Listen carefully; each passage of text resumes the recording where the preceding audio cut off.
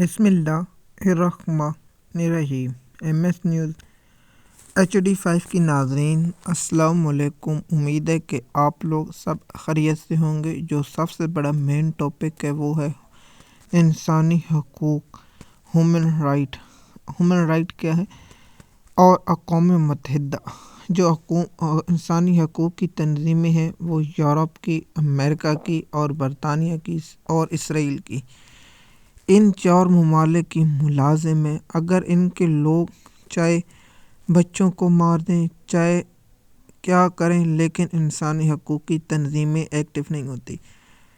M S news کی ناظرین یہ ٹاپک ہوں گے کہ انسانی حقوق کی تنظیمیں منافقت اور ان کی بے نقابی کریں گے کہ انسانی حقوق کی تنظیمیں انسانی حقوق کی نہیں، امریکہ، یورپ، برطانیہ اور اسرائیل کے مفاد کے لیے کام کرتے۔ اس کی چند مثالیں آپ لوگوں کے ساتھ شیئر کرتے ہیں۔ سب سے پہلے آپ کو معلوم ہوگا کہ یوکرین اور روس کا معاملہ ہے، تو اس میں یورپ کے مفاد ہیں تو امریکہ کے مفاد ہیں، تو اس لیے انسانی حقوق کی تنظیمیں روس پر پابندیاں اور روس کے معاملے پر کرتی ہیں۔ تو آپ لوگوں کے معاملہ ہے کہ فلسطین کے معاملے میں اسرائیل وہاں نہتے بچوں کو گولیاں مارتے ہیں، وہاں لوگ عبادت کرتے ہیں، تو وہاں اس پر ان کی دہشت گرد فورس وہاں لوگوں پر گاڑیاں چڑھا دیتی ہے، اور ہسپتالوں پر، سکولوں پر بچوں کو انسانی حقوق کی خلاف ورزی، خواتین، بزرگ اور نہتے لوگوں پر بمباری کرتی ہے۔ اور وہاں انسانی حقوق کی تنظیمیں نہ یورپ کا میڈیا بولتا ہے، نہ مڈل ایسٹ کا میڈیا بولتا ہے، نہ امریکہ کا میڈیا بولتا ہے، کیونکہ وہاں امریکہ اور یورپ اور اسرائیل کا مفاد ہے، تو اس لیے وہاں کا میڈیا بھی وہاں کی امیج، اصل اور حقیقت نہیں دکھاتا، کیونکہ ملک کا مفاد ہے، کہیں انسانی حقوق کی تنظیمیں اور فریڈم نہیں۔ اگر کسی رہنما کا ایکس یا کسی دوسرے پلیٹ فارم پر، انسٹاگرام پر، ٹک ٹاک پر، فیس بک پر یا تھریڈ پر پوسٹ لگائی جائے تو فوری طور پر بلیک کر دیتی ہیں۔ تو کیا ملک کا دفاع کرنا کیا دہشت گرد ہے؟ سب سے پہلے بتائیں کہ اگر کوئی امریکہ یا برطانیہ کے یورپ کے کسی ملک پر کوئی ملک حملہ کرتا ہے تو یورپ کی عوام وہاں کھڑی ہو جائے اور یورپ کی کوئی ایک تنظیم اس کا مقابلہ کرے گی، تو کیا وہ یورپ کی تنظیم دہشت گرد ہوگی یا فائٹر فریڈم ہوں گے؟ اس کا فیصلہ دنیا جانتی ہے۔ دیکھیے، ہم نے یوکرین اور روس کا معاملہ کیا تو انسانی حقوق کی تنظیمیں جاگ جاتی ہیں، لوگوں کو اٹھایا جائے۔ اگر امریکہ کا مفاد ہو تو انسانی حقوق، چاہے وہاں قتل عام ہو، جو بھی ہو، نہ انسانی حقوق کی تنظیمیں بولیں گی، نہ اقوام متحدہ بولے گی۔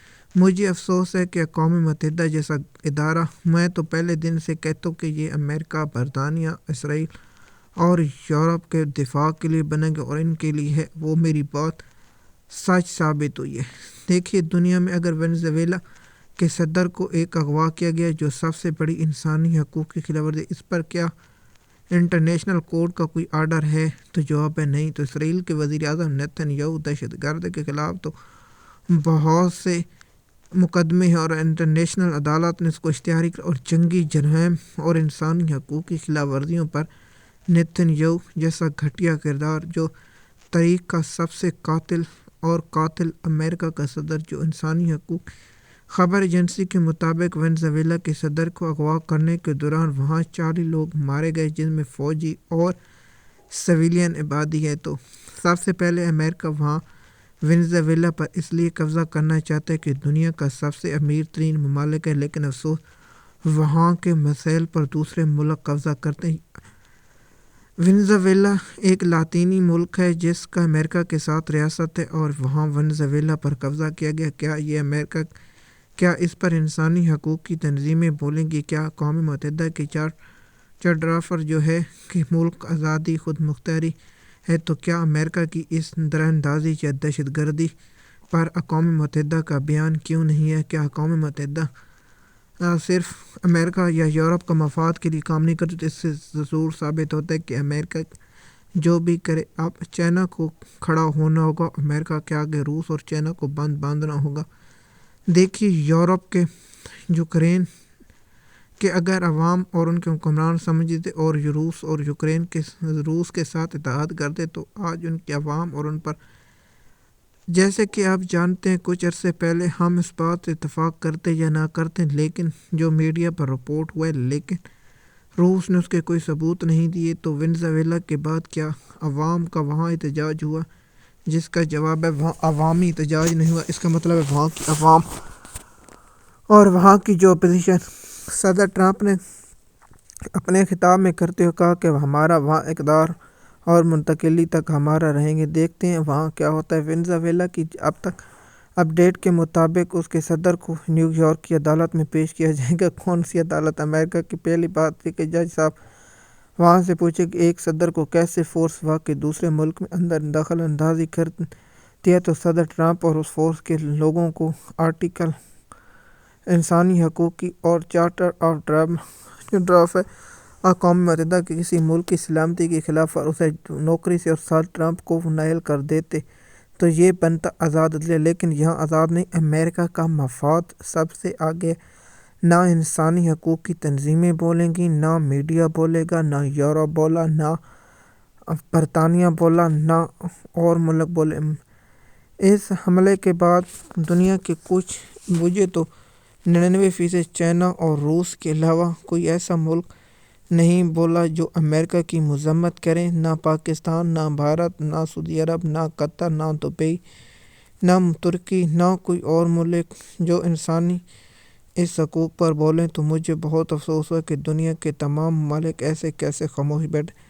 جس طرح ان پر اب اگلا نمبر امریکہ کولمبیا پر فٹ کرا، ان کی سوشل جو اکاؤنٹ ہیں جو حکومت کو پروموٹ کرتے ہیں وہاں پر اب کولمبیا کا نمبر لگایا جا رہا ہے۔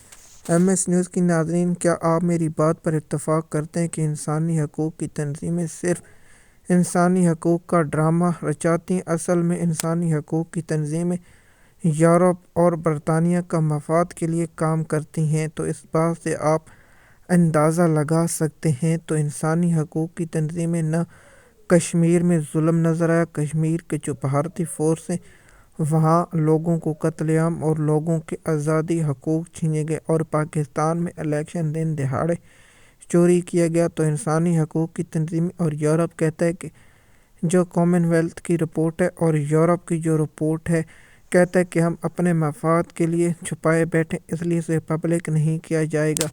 تو دیکھیے کیا یورپ کی عوام کو شرم سے ڈوب مرنا چاہیے جو کہتے ہیں ہم ہیومن رائٹ کے لیے کام کرتے ہیں۔